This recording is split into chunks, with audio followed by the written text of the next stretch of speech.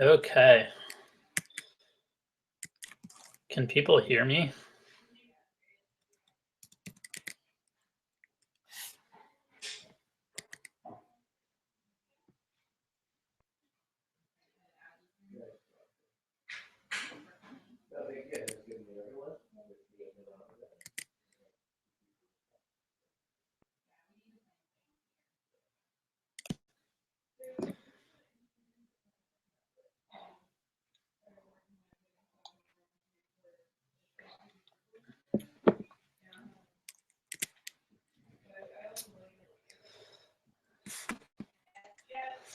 Okay, thanks. Yeah, we can hear you, Matt. You're good. Great. They're discovering there's like a minute delay between when I say something and when everyone hears it, so that's kind of fun. But okay, so what I'm going to cover today here is no, it takes like just a minute.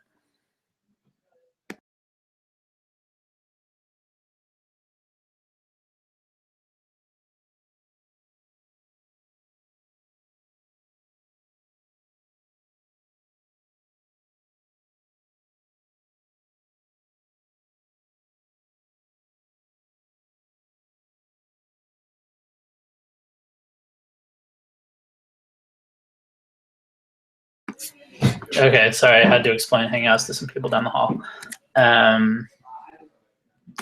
Yeah, we've got this like 1 minute delay from when I say something to when it comes out to you all.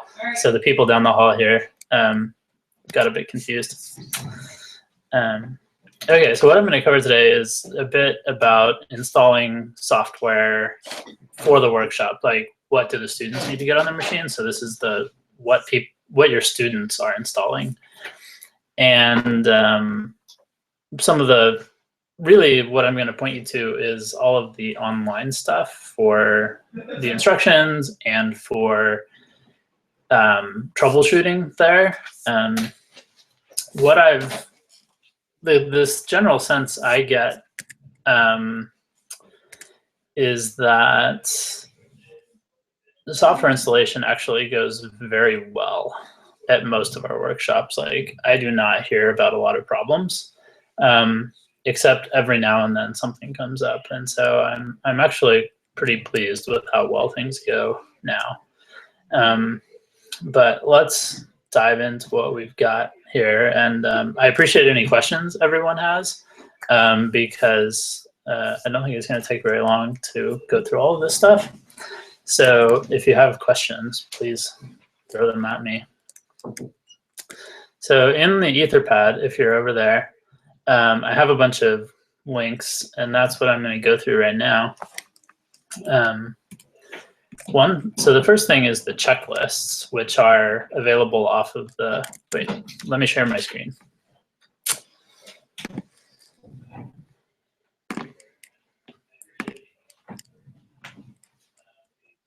Okay, sent to everyone. Okay, here we go. So if you go to softwarecarpentry.org into our workshops page, which looks like this, right here in the middle at the top, we have our operations guide and checklists. And if you look at the checklists, there are checklists for the different roles involved in a workshop. And if you head over to like in lead instructors, there's a nice checklist on this. And if we go to learners, nothing here, no links here about setting up, but we'll see maybe something we could add to this. But I love these checklists. Like, this is a great thing to make sure you're checking at, looking at, and going through as you head up to a workshop. One thing these link to is, where'd it go?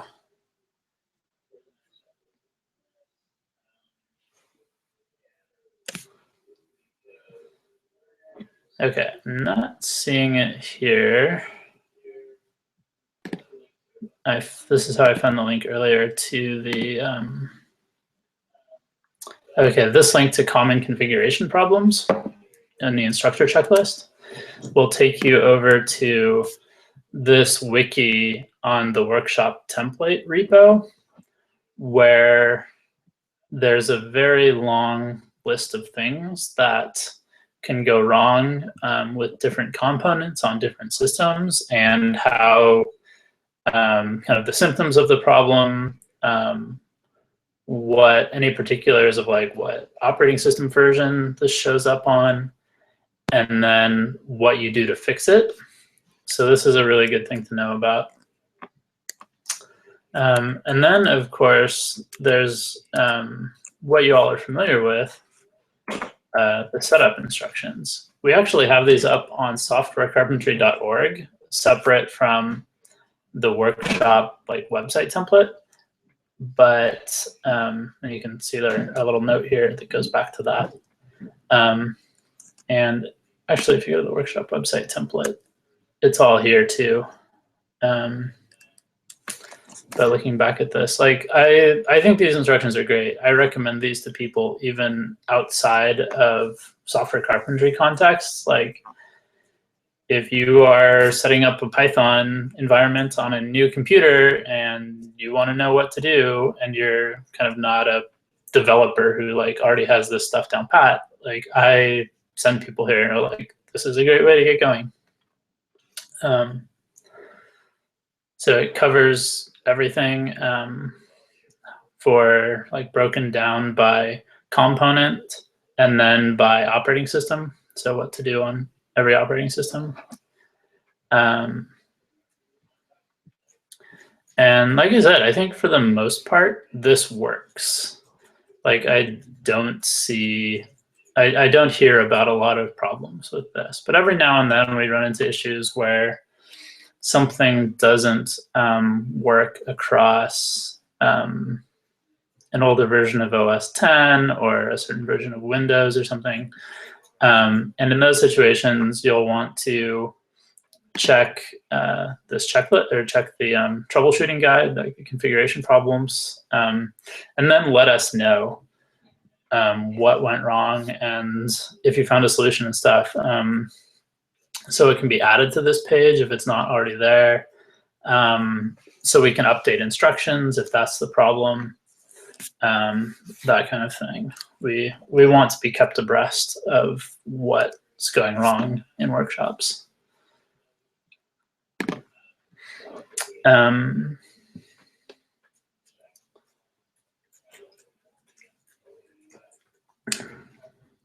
So there's a question about the Mac Git segmentation faults. And I think we've sorted that out. It had to, the solution there was to make sure that, where did my setup instructions go?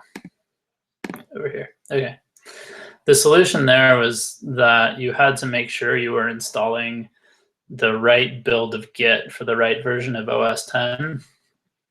And our instructions were wrong.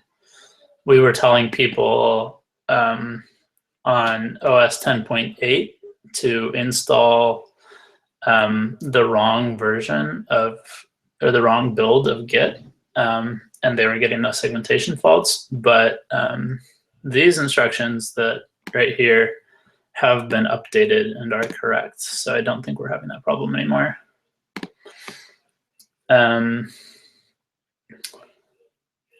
So you probably don't need to carry around Xcode, at least for Git. So there's a question from Osley. Yeah, Osley asked if there's a better place we can link to the common configuration problems. So that's this page. It took me a couple of minutes to find this, and I had to use Google. I did not use like the Software Carpentry website. And so, yeah, if anybody has a better idea about organizing all of this stuff, those ideas would be welcome. These setup instructions too are like, I have to use Google to find these. I cannot find them by like going to softwarecarpentry.org and then clicking links. This configuration thing should probably be linked from like the top or the bottom of the setup page. That would be one good place to add a link.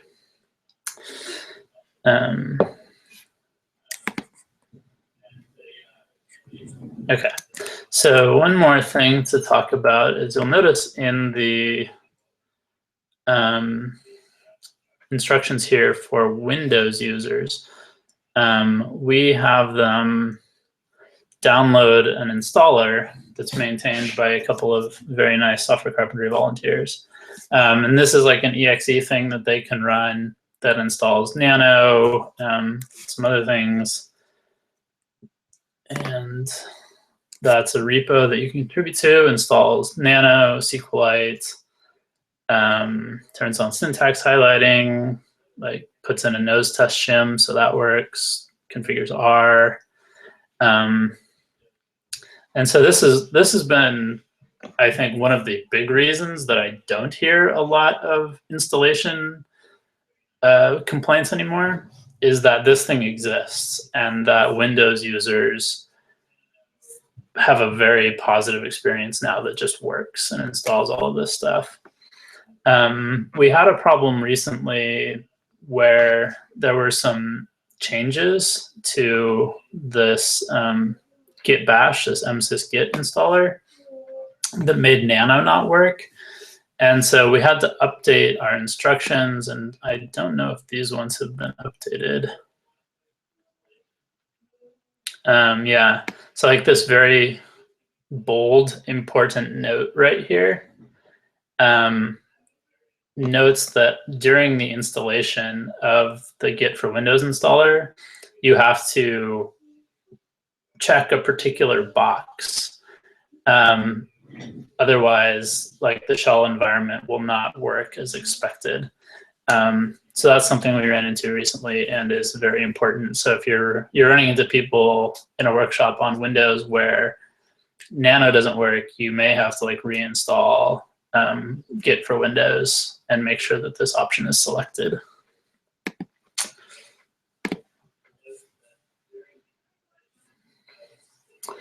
And so one thing that's under development right now that somebody's just tried out was using Conda, the package manager that comes with Anaconda from Continuum, to do all of the setup.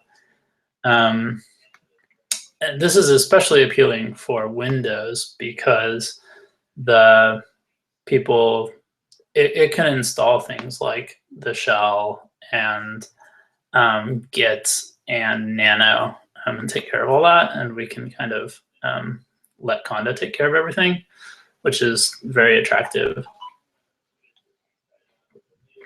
I think Mike, who developed this, already gave it a try in a workshop.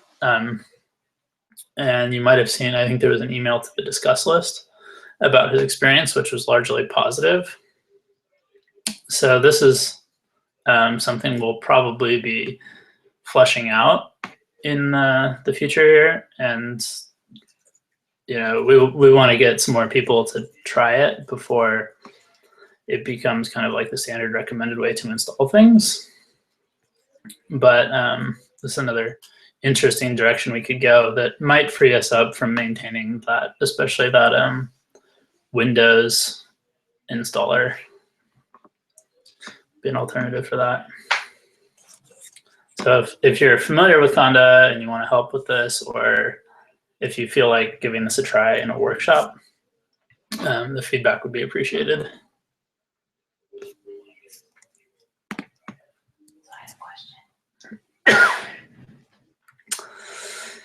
So Tracy asked whether the discuss list is the right place to talk about installation issues. And that is a perfectly fine place. That's where we see most of it.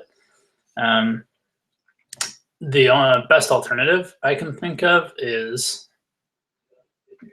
one of the GitHub repos, like the workshop template repo, would be another place to bring those up. But The discuss list is fine. So somebody asked whether Condo is reasonable for users who have never used the shell. And that's definitely a concern. That's a question that I would want. That's one of the big questions where we would want feedback from people who are actually giving this a try. And you know, if we we can look up the instructions for Mike's workshop where he used it, you know, and people did have to use the shell to install Miniconda and type commands into the shell. And apparently it went well for him, but I would want more data on that for sure.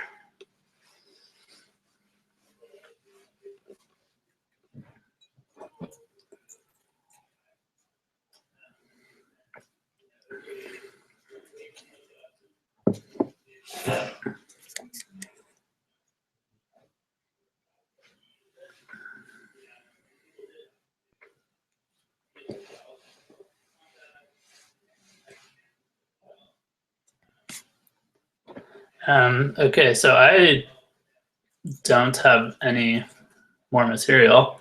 And I'm just bookmarking these links that are in the Etherpad. Probably one of the most useful things you can do, especially the first three. Really the big takeaway from this is like, know about those checklists, be familiar with the setup instructions, and know about this problems and solutions wiki. Probably get you a long ways in your workshops. So any further questions?